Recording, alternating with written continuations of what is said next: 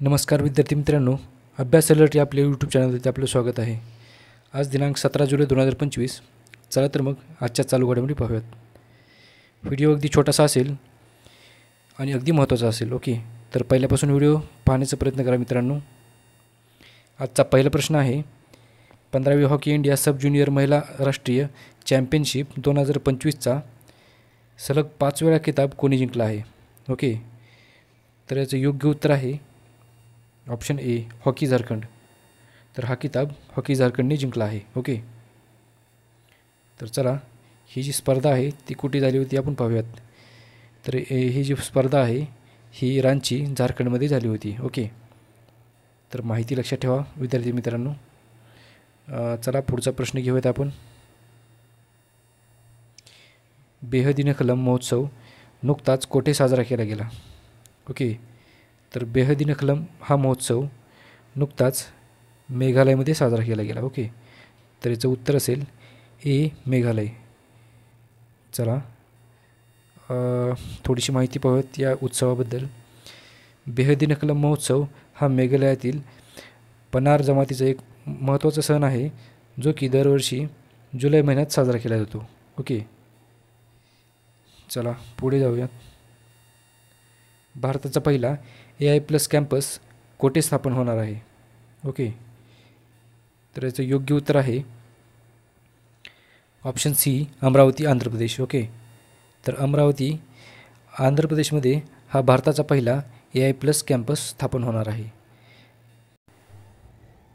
तर विद्यार्थी मित्रांनो, थोडीशी माहिती पाहूया त्याबद्दल।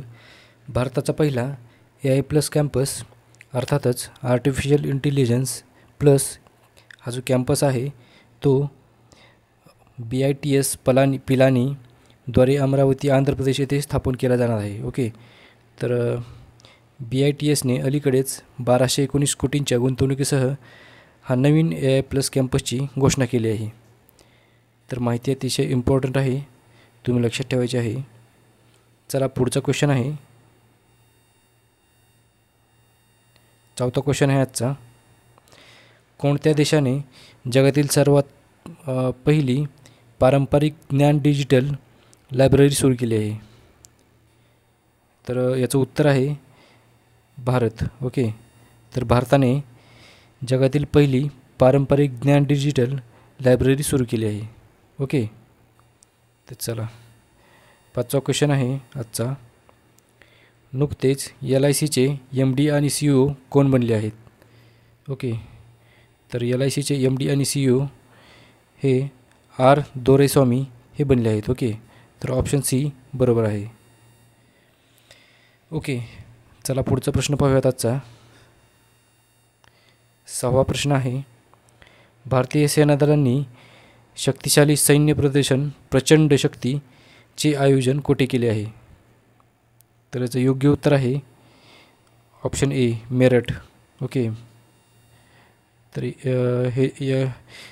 याचे आयोजन जे आहे प्रचंड शक्तीचे ते मेरठमध्ये करण्यात आले आहे। ओके, तर चला पुढचा प्रश्न पाहूयात आपण। नुकतेच झालेल्या स्वच्छता सर्वेक्षण 2024मध्ये कोणते शहर देशातील सर्वात स्वच्छ शहर बनले आहे? ओके, तर याचं योग्य उत्तर आहे ऑप्शन बी, अहमदाबाद। ओके, अहमदाबाद हे स्वच्छता सर्वेक्षण 2024मध्ये झालेले जे सर्वेक्षण आहे त्यामध्ये अहमदाबाद त्यालाच असं म्हणतात की कर्णावती। ओके, अहमदाबादला दुसरं नाव आहे कर्णावती। तर हे सर्वात स्वच्छ शहर बनले आहे। ओके, तर चला याबद्दल थोडीशी माहिती पाहूयात।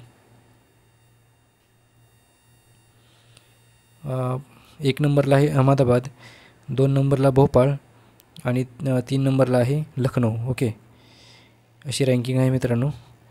तर चला पुढचा प्रश्न पाहूयात आपण।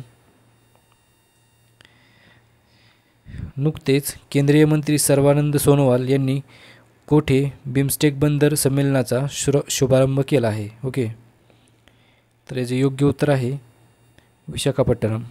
ओके, चला पुढचा प्रश्न पाहूयात। 9वा प्रश्न आहे, भारतातील पहिले डिजिटल गोमंतू गावाचे उद्घाटन कोठे झाले आहे. ओके. तर भारतातील पहिले गोमंतू गावाचे उद्घाटन हे सिक्कीममध्ये झाले आहे. ओके. तर ऑप्शन डी सिक्कीम याचं योग्य उत्तर असेल. ओके. तर चला थोडीशी माहिती पाहूयात या गावाबद्दल. भारताचे पहिले गोमंतू गाव म्हणून सिक्कीममधील याकतेन या गावाची निवड करण्यात आली आहे. ओके. हे गाव नोमॅड सिक्कीम या उपक्रमांतर्गत विकसित करण्यात आले असून यामागील उद्दिष्ट म्हणजे निसर्गाच्या सानिध्यात काम करण्याची इच्छा असलेल्या लोकांना आकर्षित करणे हे आहे. ओके.